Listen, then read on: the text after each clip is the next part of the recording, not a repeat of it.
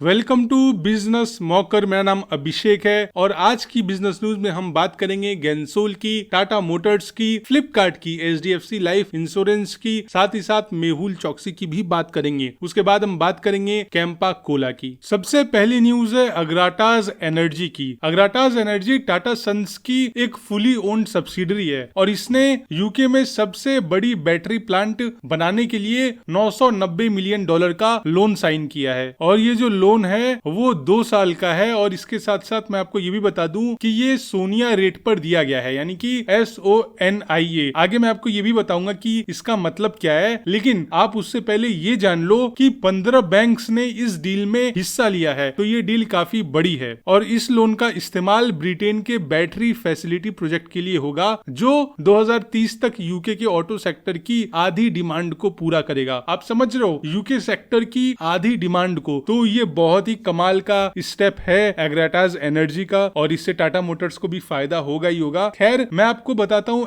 SONIA rate का मतलब आखिर होता क्या है। देखिए, सबसे पहले इसके फुल फॉर्म की बात कर लेते हैं। SONIA, S यानी कि स्टर्लिंग ओवरनाइट इंडेक्स एवरेज, तो ये है इसका फुल फॉर्म। ये एक बेंचमार्क इंटरेस्ट है जो यूके के बैंक्स एक दूसरे को शॉर्ट टर्म, आप ऐसा मान लो शॉर्ट टर्म यानी कि ओवरनाइट लोन देने पर चार्ज करते हैं। इसका यूज लोन्स या फाइनेंशियल कॉन्ट्रैक्ट्स में होता है ताकि पता चले कि किसी लोन पर कितना इंटरेस्ट चार्ज होगा। अगली न्यूज है गेंसोल इंजीनियरिंग की और मैंने आपको पहले ही बताया था कि ये कंपनी बिल्कुल भी सही नहीं लग रही है। अगर आप हमारा डेली बिजनेस न्यूज देखते हो तो शायद मैंने ये 2 महीने पहले बताया रहा होगा। हुआ ये कि आपको पता ही है गेंसोल लोअर सर्किट पे लोअर सर्किट मारे जा रहा है और इसके पीछे का रीजन भी पता है आपको कि ये जो फाइनेंशियल पैसे आ रहे थे, कंपनी कहीं और यूज कर रही थी और अपने ट्रैवल पे, मजे पे और कभी कभी दूसरे जगह पे डाइवर्ट कर रही थी, पर्सनल खर्चों के लिए भी यूज कर रही थी। तो इस चीजों की वजह से ये सारी चीज हो रही है। तो जो अगली न्यूज है वो ये है कि गेंसोल इंजीनियरिंग के जो इंडिपेंडेंट डायरेक्टर हैं मिस्टर अरुण मेनन, उन्होंने भी रिजाइन कर दिया है और उन्होंने कंपनी के बढ़ते डेप्थ और फाइनेंशियल स्ट्रेस के वजह से इस रेजिग्नेशन को दिया है। उन्होंने ये भी कहा कि गेंसोल का हाई लेवरेज दूसरे बिजनेसेस के कैपेक्स के लिए हो रहा है जो सस्टेनेबल बिल्कुल नहीं है। और ये जो रेजिग्नेशन है, मैं आपको ये भी बता दूं कि ये रेजिग्नेशन प्रमोटर्स के खिलाफ जब सेबी ने एक्शन लिया और जो उनके शेयर प्राइसेस है वो गिरते जा रहे थे, इनके बीच हुआ है और इस वजह से ये स्टॉक फिर से लोअर सर्किट में चला गया है और इन्वेस्टर्स का कंसर्न बढ़ता जा रहा है। अभी भी अगर आप कल का ग्राफ देखो तो कोई भी ऐसा लग रहा है बाइंग सेलिंग हुई नहीं है, बिल्कुल स्ट्रेट लाइन गई है गेंसोल इंजीनियरिंग की। अगली न्यूज है टाटा मोटर्स की। टाटा मोटर्स ने इनोवेशन में रिकॉर्ड तोड़ दिया है। मैं ऐसा इसलिए कह रहा हूं क्योंकि FY25 में टाटा मोटर्स ने 250 पेटेंट्स और 148 डिजाइन एप्लीकेशंस फाइल किए, जो इस साल में सबसे ज्यादा है पूरे एक साल में। और ये सब इनोवेशन इलेक्ट्रिफिकेशन, कनेक्टिविटी, सेफ्टी और फ्यूल सेल टेक पर बेस्ड हैं। और अब उनके पास टोटल 918 ग्रांटेड पेटेंट्स हो गए हैं। और मैं आपको ये भी बता दूं कि कंपनी ने 81 कॉपीराइट एप्लीकेशंस भी फाइल किए और जो टोटल 250 पेटेंट्स इन्होंने फाइल किया था उसमें से 68 पेटेंट्स ग्रांट हो गए। तो उस हिसाब से अगर मैं आपको टोटल नंबर्स बताऊं तो अब इस वक्त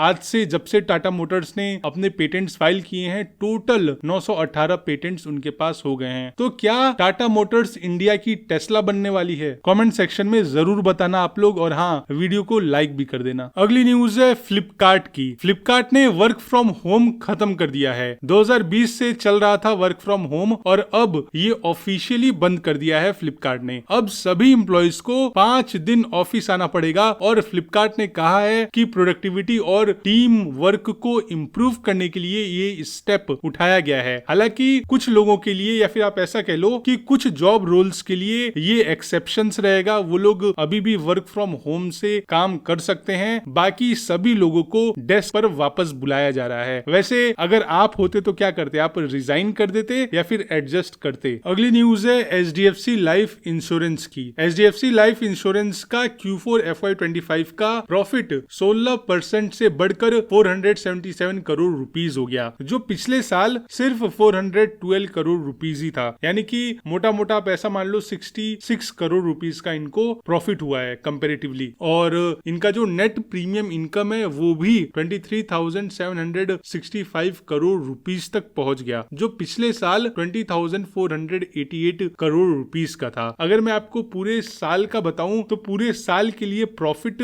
1,802 करोड़ रुपीस था, यानी कि 15% का ग्रोथ। और कंपनी ने अभी अभी 2.10 रुपीस पर शेयर का फाइनल डिविडेंड डिक्लेयर किया है और कल ये स्टॉक 720 रुपए पे क्लोज हुआ, जो 0.57% की बढ़त थी। देखते हैं फ्यूचर कैसा होता है HDFC लाइफ इंश्योरेंस का। वैसे मुझे इससे उम्मीद तो है, बट 2-3 कंपनीज और हैं जो मुझे लगता है बहुत अच्छा करने वाली हैं, जिसमें से एक टाटा का है और पॉलिसी बाजार भी मुझे ठीक लगता है, बट देखते हैं क्या होता है। वैसे आपको क्या लगता है, जो टाटा का लाइफ इंश्योरेंस वाला प्लान है, जिसको टाटा AIG के नाम से भी जाना जाता है आई थिंक, और जो HDFC है और एक LIC है, इन तीनों में से सबसे बेस्ट कंपनी कौन सी है, किसके सर्विसेज सबसे अच्छे हैं? और मैं ये सोच रहा था कि जो हमारा नेक्स्ट गिव अवे होगा उसमें मैं आप लोगों को लाइफ इंश्योरेंस बांटूंगा, यानी कि कुछ महीने के प्रीमियम मेरी तरफ से आप लोगों को गिफ्ट रहेगा और आप फिर बाद में आप उसको चलाना हो तो आप चला सकते हो, ऐसा मैं सोच रहा था। बट आप मुझे बताओ कि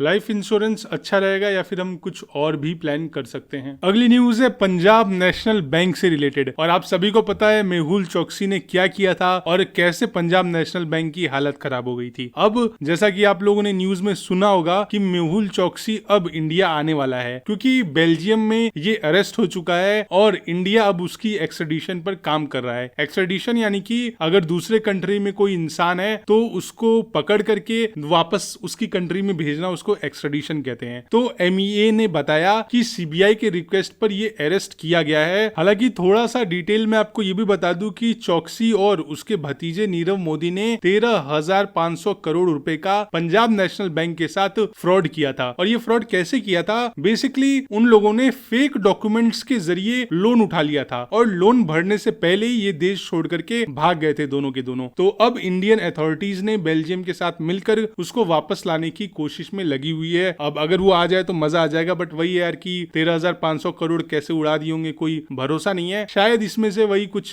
5,000-7,000 करोड़ रुपए जो हैं वो वापस ला सके इंडिया, वो भी बहुत मुश्किल है, क्योंकि पैसे कई बार होते हैं दूसरे कंट्री में इन्वेस्ट कर दिया, फिर वहां से लिक्विडेट करना, वहां के अथॉरिटीज से बात करना, ये सब काफी कॉम्प्लेक्स सी चीजें हो जाती हैं। बट लेट्स सी क्या होता है। जो भी होगा मैं न्यूज में कवर कर दूंगा। आपको हमें सिर्फ सब्सक्राइब करके बेल आइकन पे हिट करना है, ताकि अगली कोई भी बिजनेस न्यूज आए तो सबसे पहले वो बिजनेस न्यूज आपको मिले। टीवी वाले भाई, सफेद कपड़ा ओ। अगली न्यूज है कैंपा कोला की। रिलायंस की कैंपा कोला ब्रांड 1,000 करोड़ रुपए इन्वेस्ट करके बिहार के बेगूसराय में एक नया बॉटलिंग प्लांट खोल रही है। ये प्लांट 35 एकड़ में बनेगा और आसाम के बाद ये दूसरा मेजर यूनिट होगा रिलायंस का। और इस प्लांट से बॉटलिंग के साथ मैन्युफैक्चरिंग भी किया जाएगा। और कैंपा कोला का टारगेट है कि ईस्टर्न और नॉर्थ ईस्ट इंडिया में अपनी रीच बढ़ाई जाए। साथ ही कैंपा कोला अब कोका कोला और पेप्सी के साथ compete कर रहा है और बहुत ही एग्रेसिव प्राइस और हाई रिटेलर मार्जिन के साथ इस चीज में सक्सेसफुल भी हो रहा है कैंपा कोला, क्योंकि रिटेलर कैंपा कोला ज्यादा बेचने की कोशिश कर रहा है as compared to Coca Cola, क्योंकि मार्जिन ज्यादा हैं। साथ ही मैं आपको ये भी बता दूं कि ऐसा बताया जा रहा है, ये अनुमान है कि FY25 में जो टर्नओवर का प्रोजेक्शन है कैंपा कोला का, वो 1,000 करोड़ का है। इसी के साथ आज की बिजनेस न्यूज यहीं खत्म होती है। उम्मीद करता हूँ आपको बहुत ही पसंद आती होगी हमारी ये सीरीज। लेता हूं मैं आपसे अलविदा, bye bye, take care. Please आप अपना और अपनी फैमिली का ख्याल रखिएगा।